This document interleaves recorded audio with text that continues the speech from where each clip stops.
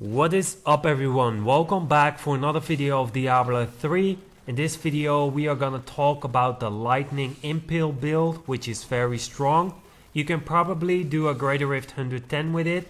If you want to know the cold version of this build, then watch my last video where I will be talking about the build, the skills and the states that you need for that build.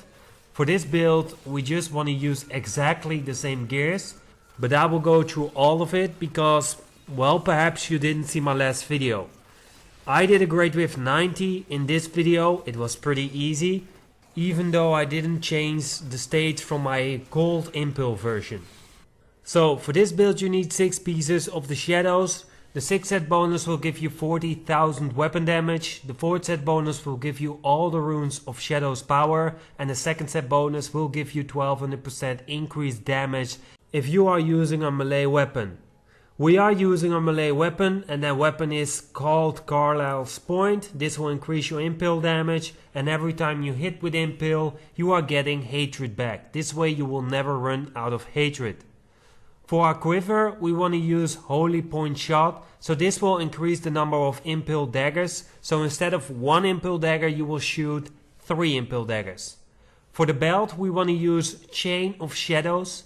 This will give you a lot of mobility, because every time you hit something with impale your vault cost will cost nothing, so you can move through the map pretty fast. For our braces we want to use Strong Arm Braces. When we use Fan of Knives or Vault it will knock enemies up or it will slow them, so those monsters will take more damage. For our ring and necklace we want to use Compass Rose and Traveler's Pledge. This will give you more toughness or it will give you more damage. It depends on how you use this set.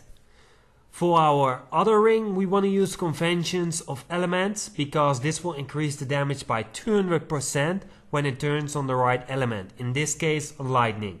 And also make sure that you are using your skills on the right time.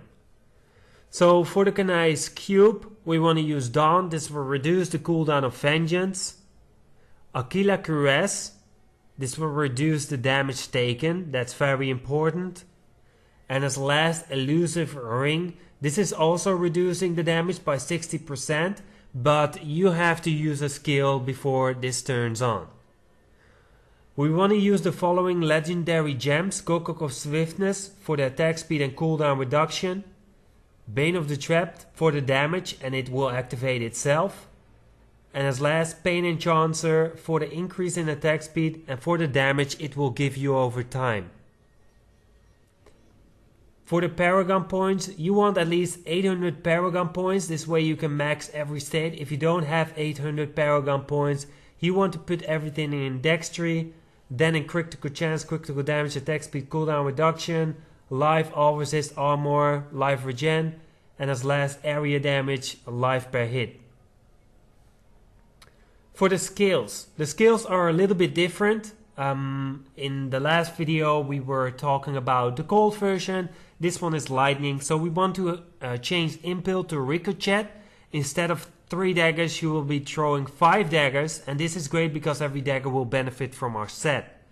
Shadow power, we will get every skill rune of this. That means it will slow enemies, it will reduce the cost of discipline, reduce the damage taken by 35%, increase the movement speed by 30%, and you will get some life per hit. Fan of Knives, Bladed Armor, this will give you 40% additional armor. Vault, Rattling Roll, enemies will get knocked back and our braces will increase the damage taken on those mobs. And then Vengeance, Dark Heart, this will give you 50% damage reduction and you also get 40% increased damage. You want to have this up the whole rift long. And as last, Companion, Wolf, Boar Companion, whatever. This will make you a little bit more tanky, and this one also activates the braces. For our passives, Awareness, which will give you a second life when you die. Ambush, so you will deal more damage to enemies above 75% health. Girl of the Week, this is also increasing our damage. And then of course Numbling Traps, this will reduce the damage of enemies who are slowed or hit by our Fan of Knives. For the states on the gears, where's my bottom? There we go. So for the helm, dexterity, critical chance, impale damage. For the armor, dexterity, vitality, reduced damage from elites. For your shoulders, dexterity, vitality, all resist, cooldown reduction, area damage maybe. For your necklace, lightning damage, critical chance, critical damage. For your gloves, dexterity, critical chance, critical damage, area damage or attack speed. For your braces, lightning damage, dexterity, vitality, critical chance. For your belt, dexterity, vitality, all resist, life percent. For your pants, dexterity, vitality, all resist. Boots, dexterity, vitality, all resist, impale damage. Convention of elements, attack speed, critical chance, critical damage. Compass rose, dexterity, critical chance, critical damage, attack speed or cooldown reduction. Weapon, weapon damage, percent damage, dexterity, area damage or attack speed. For your quiver, lightning damage, dexterity, attack speed, critical chance and impale damage. How to play this build? Well, that's pretty obvious. You just want to shoot 15 times on a normal monster. This way you got 15 stacks on Gokok of Swiftness. Then you want to use Vengeance because then your cooldown reduction is around, I don't even know, but you need 32 cooldown reduction to keep Vengeance up at all times. And just vault through the rift until you have found an elite or a yellow monster. You keep yourself alive with your life per hit, and if you vault through monsters, those monsters are not gonna attack you anymore. For the rest, keep Vengeance up and find the elites and slay them as fast as possible.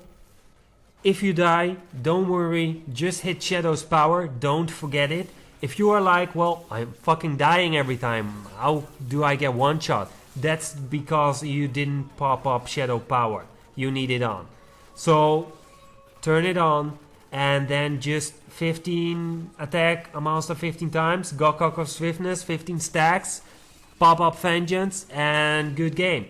So this is how you play this build. It's very easy. It is just the same as the gold version, except this one will slay those elite monsters faster. And well, if you want to go further in the Great Rifts, then go for the gold version. It is really easy to play. It's just the same as this one. It's just fucking hard. Whatever. Anyway, this was the video. I hope you enjoyed. If you did, leave a comment. Like and subscribe. Also turn on the notification. It's next to the subscribe button. And then I will see you on Monday. Peace.